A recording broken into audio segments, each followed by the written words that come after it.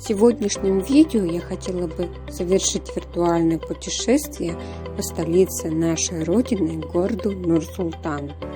Аккорда – резиденция президента Республики Казахстан, место проведения официальных приемов, встреч, переговоров, совещаний, других мероприятий государственного уровня с участием президента Республики Казахстан. Главная площадь административного центра расположена в непосредственной близости с резиденцией президента Казахстана почти у самого берега реки Есиль. Размеры оптимально гармонируют с размерами и силуэтом резиденции. Конечно, резиденция не единственное ключевое здание, обрамляющее главную площадь левобережья.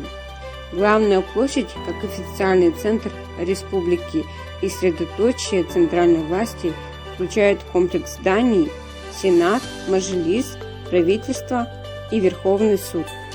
Главное достояние всей страны и самой молодой столицы в мире символически отмечено на площади Казак-Келдем между Дворцом Независимости и Дворцом Мира и Согласия. Вместе они олицетворяют три главные ценности современного Казахстана. Первое – это наша святая земля, которую наш народ веками защищал и оберегал. Земля, на которой с радушием и гостеприимством были приняты и живут представители более 130 этносов. Вторая ценность – это независимость и наша свобода, как право самим вершить свою судьбу и быть ответственными перед историей, перед собой, перед всем миром.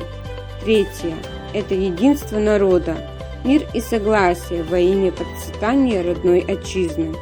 Памятник Казак-Келдем – это дань уважения нашим предкам, в течение многих веков отстаивавшим родную землю, свободу и независимость казахского народа.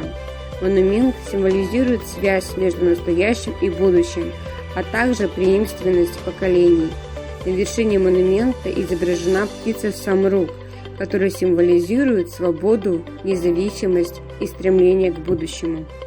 Дворец мира и согласия. Архитектурных культовых объектов, подобных этому, в мире не существует.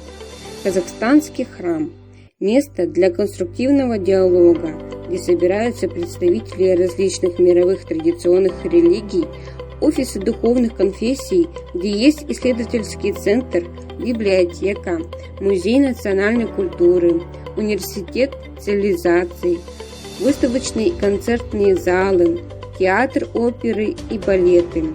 Это своего рода демонстрация религиозной толерантности, доброй воли и светскости Казахстана. Дворец независимости – одна из главных достопримечательностей столицы Казахстана. Это великолепное здание, место проведения официальных государственных мероприятий, форумов, съездов, совещаний.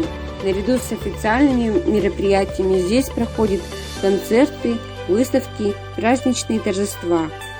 Такова столица на Есиле. Прекрасный и мирный город с оригинальным архитектурным ландшафтом, уникальными скульптурными символами, с устремлениями в высокотехнологическое будущее, с многонациональным и многоконфессиональным населением, которому свойственно исключительное чувство взаимного уважения, чувство национального достоинства и бесконечной гордости за свою столицу и за свою страну.